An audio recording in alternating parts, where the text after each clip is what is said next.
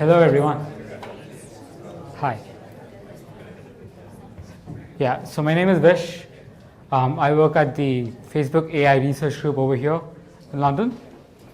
And STORK is about, it's about building a large-scale, scene text recognition system at Facebook that can handle over like 1 billion images per day and in more than about 100 different scripts.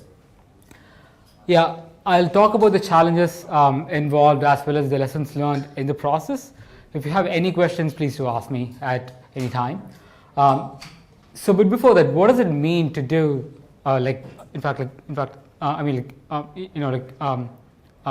scene text recognition? Yeah, well, the problem is like OCR, but it's not quite. Our goal here is to basically like extract text from images that are either overlaid on images or is already part of a natural scene itself.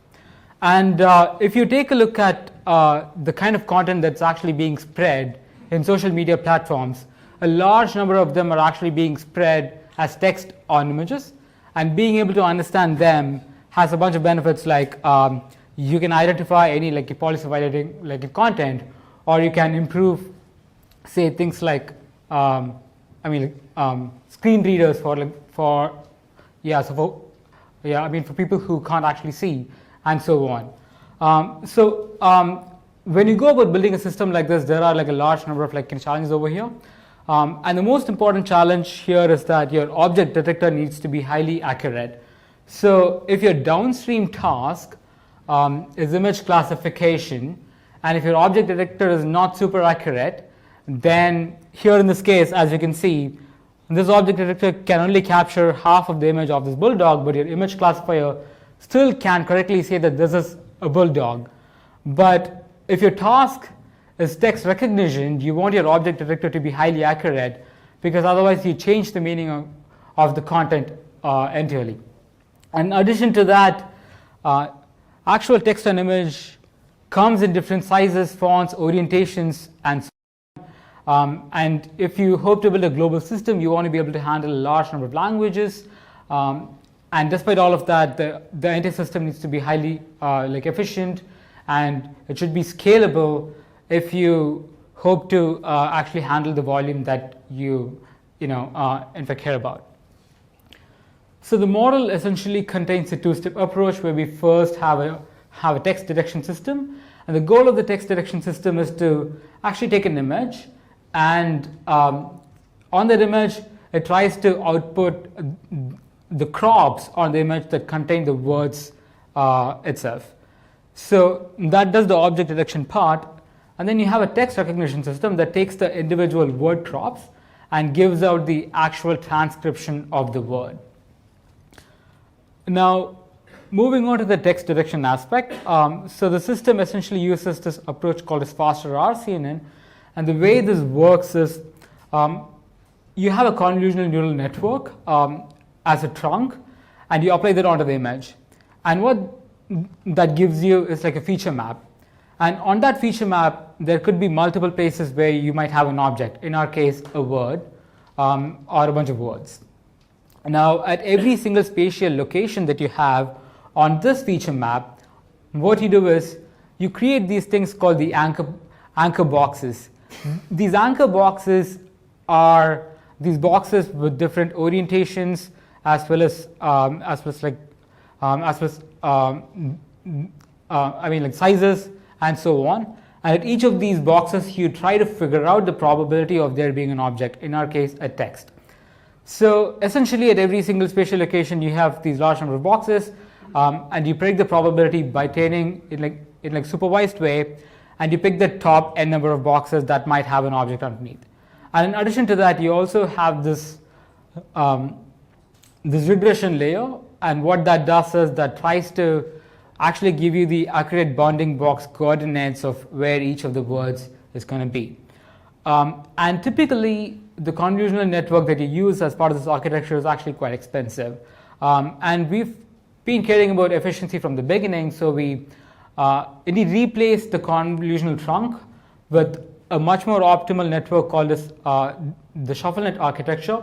That's been optimized from the, it's been optimized to work on mobile devices especially.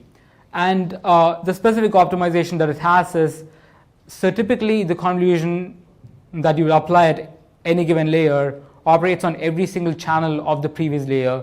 So here the restriction ends up being relaxed, and at least for our specific case, there is no drop in accuracy as a result of that, and we get a much bigger boost in the efficiency of the model itself.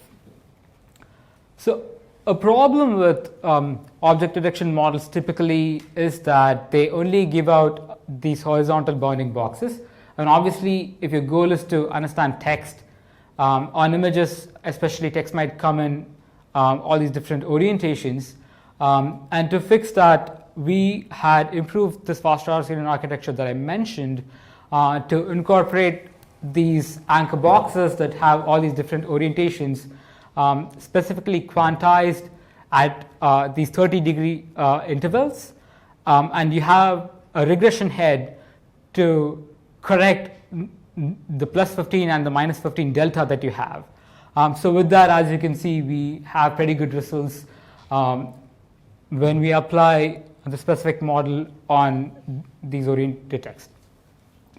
All right, so now what we have is a text detection system that takes an image and it gives you these crops around every single word that is on that image.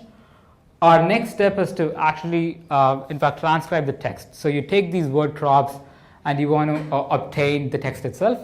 And you want to do this over a large number of languages too. So the model that we have essentially works as this. So you basically have the word crop and you pad it so that you get like a, so the image becomes, say, like a fixed, so like it becomes a fixed dimension. So it can be like, it can be like, in fact, bashed together. And then it goes through like a convolutional network. And that gives an output. And if you notice output, so we modify the height of the image so that the height on the output feature map gets squished down to 1. And you have the width. In this case, the width is 16, and that is corresponding to the width of the word on the image itself. And that ends up being passed through a recognition head. So here, what this feature map outputs is a channel size of 512.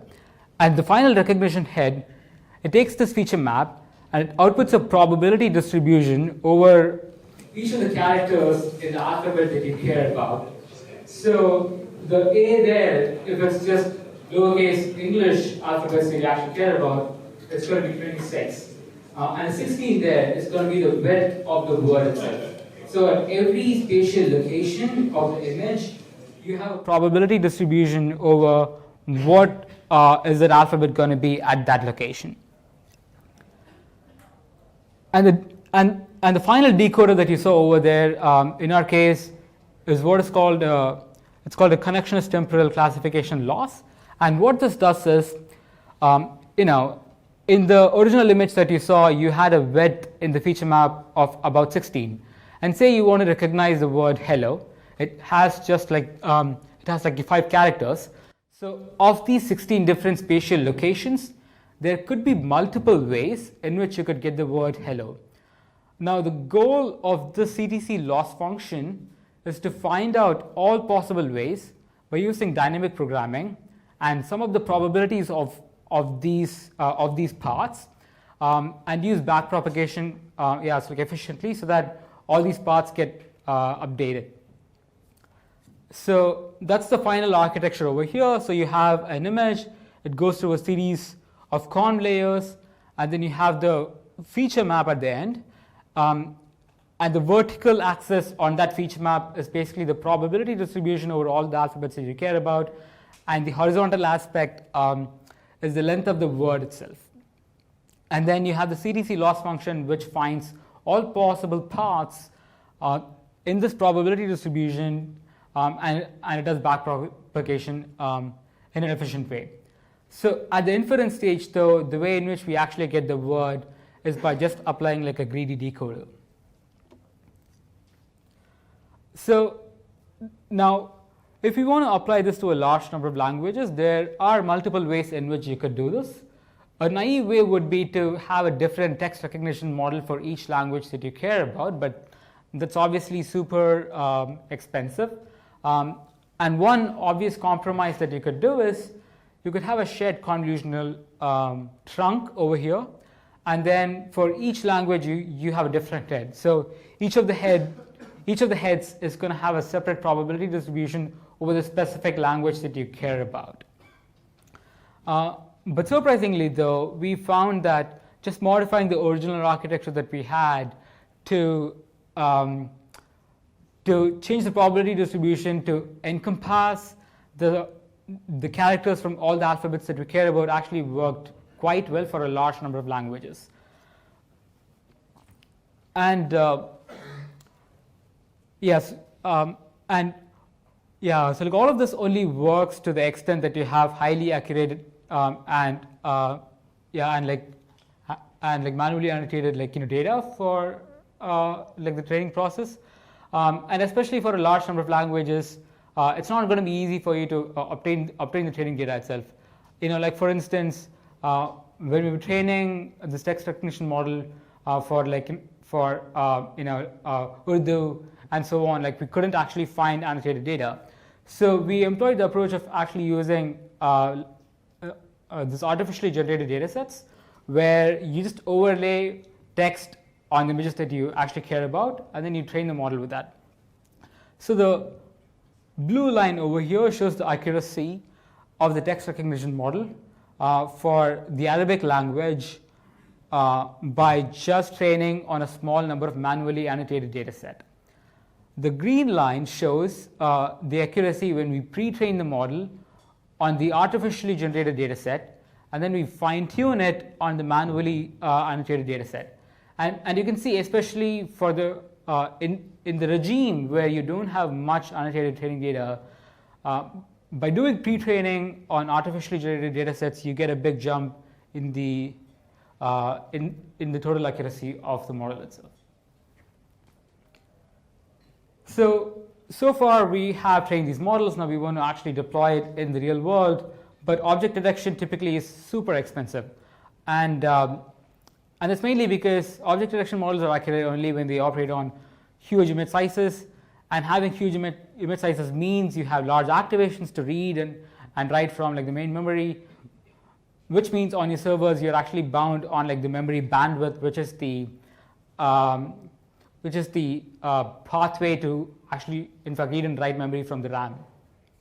So this was not optimal for us, and the way in which we scaled this up was by quantizing the neural networks to just use Int8 for all the computations. Yeah, in fact by default you train the networks by using 32-bit floats, and by quantizing them into Int8 you have converted the weights and the activations to use just the Int8 you're using just the Int8 arithmetic itself. And the way in which you would do it is for each weight and for each activation, you basically compute a scale and an offset, and you linearly shift and scale the whole weights itself. So in this case, what we have done is you say have a weight tensor, and you take the minimum value of the tensor in float, and you map that to minus 128, and you take the maximum value of the tensor, and you map that to plus 127, and you compute the scale by doing that. And you do all this mapping, but one specific thing to note here is that if you have been working extensively with neural networks, you would notice that 0 is like it's extremely present so like everywhere in these networks, and you want to make sure that there is no error that gets propagated for the value 0. So you want to map that to a specific value in the Int8 range without any kind of a quantization or like rounding error there. And with that, you actually perform the entire matrix multiplication by just using the Int8 arithmetic. So here you have two matrices, and they're both in Int8.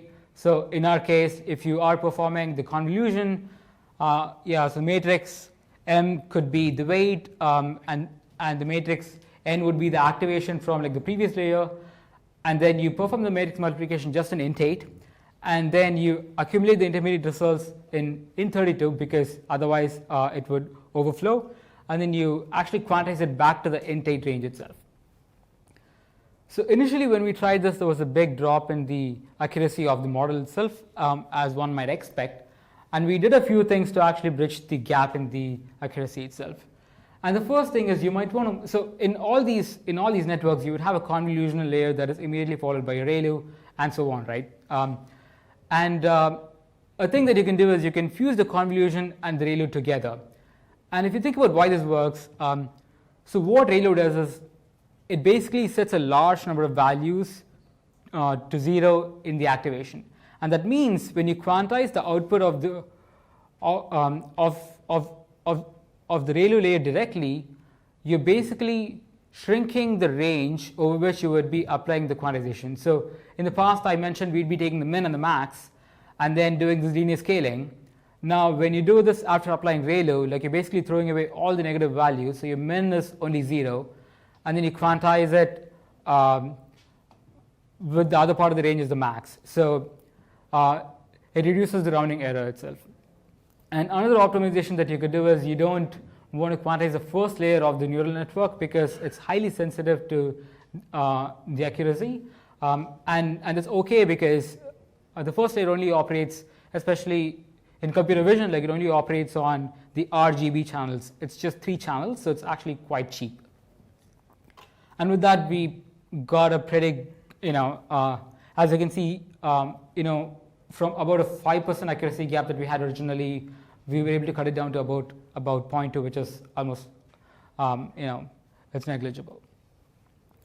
So this helped quite a bit with the memory bandwidth of the system itself, but we found that the CPU time of the system was also quite slow, and that's mainly because if you take a look at these Intel architectures, they perform the same number of operations both in floating point as well as in Int8 if you are accumulating the intermediate results in Int32.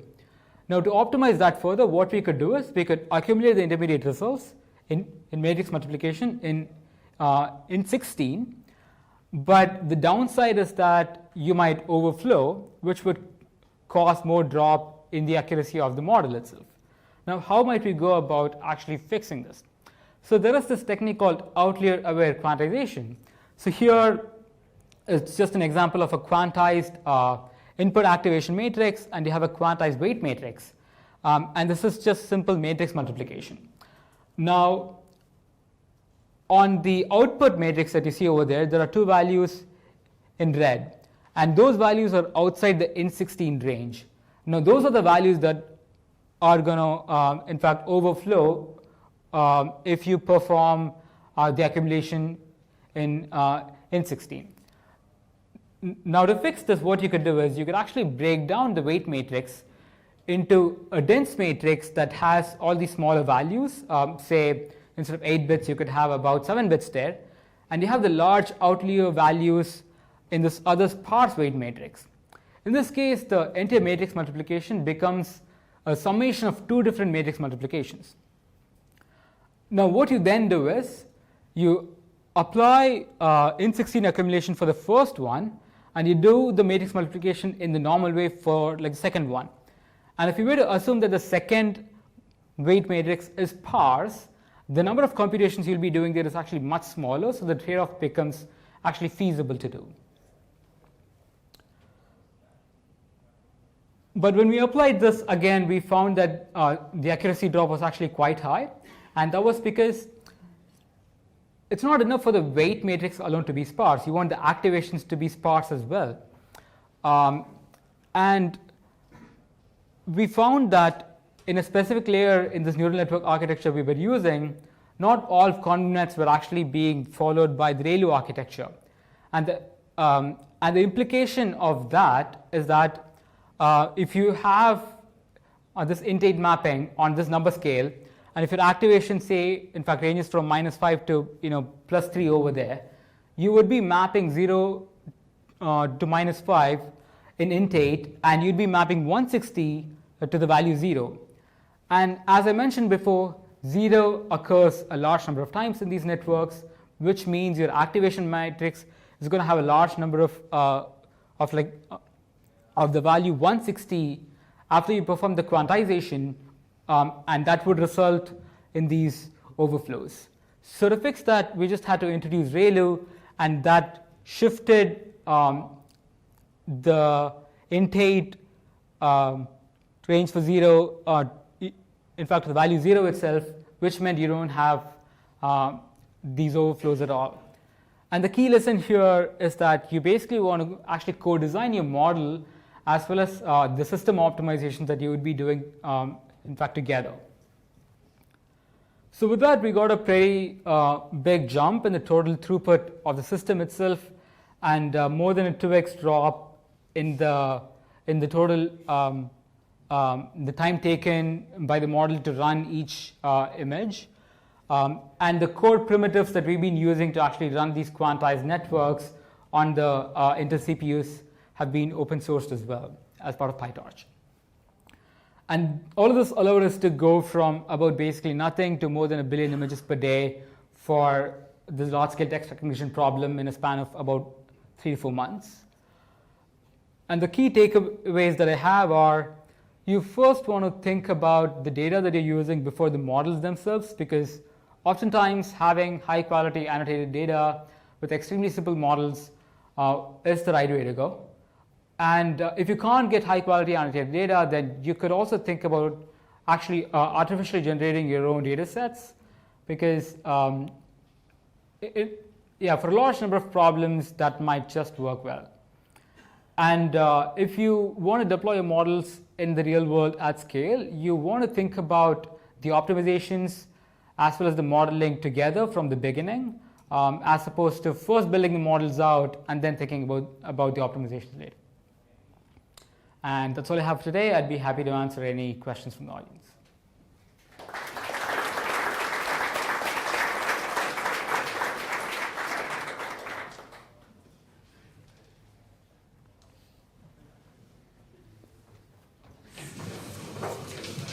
So my question is, you have mentioned the padding basically. What is the offset that you use usually in your case? Because obviously the padding would be 0, and you cannot use another 0 unless until you use masking. Right? So what value would you recommend for offset? Can you clarify what do you mean by offset? So your range is from -128 to 127, right? And you said that 0 for the 0 value, you should use a offset which you can probably backpropagate simply. So what is the value do you and what are the experiments that you did and which value do you find? Yeah, so the offset can be computed directly. So it's not specific to. Yeah, I mean, there is no single value that can be applied to all different tensors. So it's generally computed from the values inside the matrix itself, and you can perform. So do you use normalization to do that, or? No. So in this case, what you can do is, so you have the quantization formula up there, and what you want to do is, you know that you want to map -128 to a fixed value. And at the same time, you want to map -127 to this other fixed value. So you have 2 equations and 2 so unknowns over here, and unknowns are the scale and the offset. And what you would be doing is, after you compute these 2 values, you basically nudge the offset so that the 0 becomes it becomes a rounded value. So after you compute the scale and the offset by solving these 2 equations, you would be able to find what the quantized value for 0 is, and then you shift it so that you actually move the offset a little bit so that it becomes rounded, if that makes sense. Yeah, so the first question is, how many people did we have in the team? So this was, it varied. So it started with about 2 people, and then it went up to 5-ish. So yeah. And the second question is the structure. Yeah. So we didn't have that kind of a distinction really. So it was just like a bunch of people who knew the domain. And our expertise was different in a sense. Yeah, so there was one person who had a lot of expertise on just the text recognition part of it, and there was another person who knew about like the text detection part. And yeah, I knew a lot about like systems optimization. So like it was varied in that way, but not in terms of the role itself. Yeah. And you had a third question as well. How long did the project? Okay. So we started working on this in mid 2017, and we got a first thing out by late 2017, and then it took us like a long time to actually like add more languages, scale things up. Yeah. How many data points do you think is enough for such a model to work? Yeah, that's a good question. I think so. For text detection, it's actually not that hard. About a few thousands of images would be sufficient, but more the better actually. Few tens of thousands, sorry. And you don't. And in our experience, we found that especially for different languages, like it just like if you have a new language, you don't have to go and retrain like the text detection model. That just works. So for text recognition, that's a different story. But as long as you have a good, I mean, like generalizable model that actually works well for like a large number of languages. So, for instance, if you have a model that's been trained with a few thousand images for English as well as German, then actually training them or like actually having the same model work on, say, Spanish isn't going to be that hard because you share the same scripts really. But for new languages, you would want to optimize based on the script itself. And in our case, we've actually found that about 1,000 image has been needed for every new script that we've added. So is Yes. Go ahead. Is this used in production somewhere? You mentioned screen readers and also detecting whether some violations are present. So it is used in production for like a large number of cases inside Facebook for from things like improving the photo search ranking, and there is also this product feature where you have these screen readers on your phone that would actually in fact read out what's on an image to you. It's being used there. It's also being used to like identify spam because like a lot of people found that you could just put spam as text and images and then we wouldn't be able to catch them and on the pictures you will normally have the different size of the text, right? What's your approach of dealing with that? Yeah, so the text detection model that I mentioned actually works before. So I mentioned these things called anchor boxes that gets applied over the conf feature map itself. And the specific role of those anchor boxes is to be able to detect various sizes of text and so on. So it's just sort of a lot of different sizes of the boxes? Yes, and you rank them and you... All right. Do you ever use this kind of model rather than sending the image to a server or back? Would you ever just run it on the device to make the prediction? Yeah, so there are some cases where actually such models are actually being run on the device, but it's just computationally super expensive. So I think if I remember correctly, so at least there is one scenario where the text recognition model is actually being run on the device, but the text detection is being done on the servers because that's the more expensive part. But yeah, that requires a lot more work. Especially with devices that get more dedicated hardware for this sort of thing. Yeah, and you trade off the accuracy as well in the process. So it's yeah. All right, thanks so much.